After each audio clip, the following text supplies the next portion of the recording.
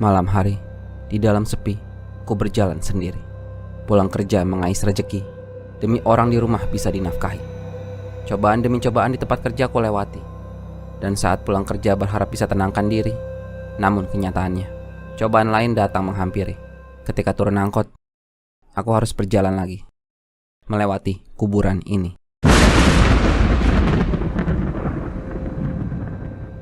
Entah ide siapa ngontrak di rumah yang dekat kuburan, atau emang aku yang miskin aja karena kontrakan di sini pada murah. Kalau kata orang sini, ngelewatin kuburan malam-malam tuh katanya suka iseng. Ada yang bilang pernah lihat kepala orang terbang dari pohon itu. Ada yang bilang tali pocongnya Pak Yanto waktu dikubur lupa dicopot. Ada yang bilang pernah depan-depanan langsung sama kuntilanak. Dan tiba-tiba seluruh badan dia gak bisa digerakin. Mereka semua yang pernah bercerita itu, mereka semua tai. Seandainya mereka gak pernah cerita itu, pasti aku gak akan setakut ini. Setiap kali pulang kerja melewati kuburan ini, gue selalu meyakinkan diri bahwa gue bukan penakut. Lu penakut, Bang. Setan yang harusnya takut sama gue. Masalahnya lu yang takut sama setan, Bang. Gak akan ada penampakan di sini. Kayaknya di sono ada mata deh, Bang. Otak gue ini emang kayak tai. Semakin gue melawan ketakutan gue, otak gue malah makin nakutin gue. Lebih baik gue merem. Kenapa hatimu cenut-cenut? Mata gue ini juga kayak tai. Kenapa harus nampakin sesuatu yang serem pas gue tutup mata di saat kayak begini? Padahal biasanya hitam doang. Kan tai. Itu suara apaan tuh?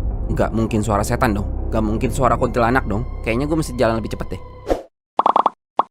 Aduh, kok tiba-tiba gue merinding sih? Katanya kalau lagi merinding berarti setan lagi lewat, Bang. Tai, itu tai. Kalau kata orang tua zaman dulu, melawan makhluk halus itu kita baca-baca. Bismillahirrahmanirrahim.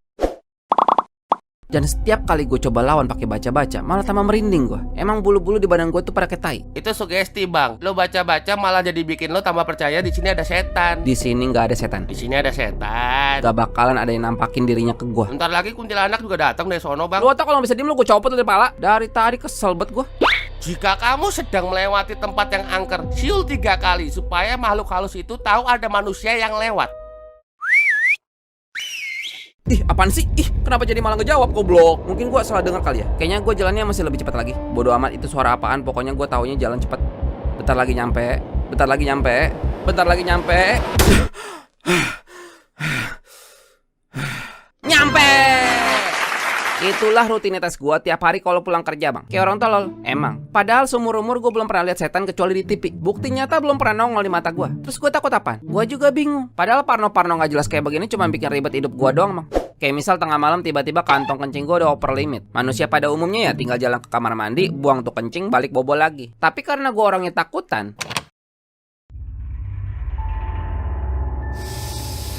Oke, siap.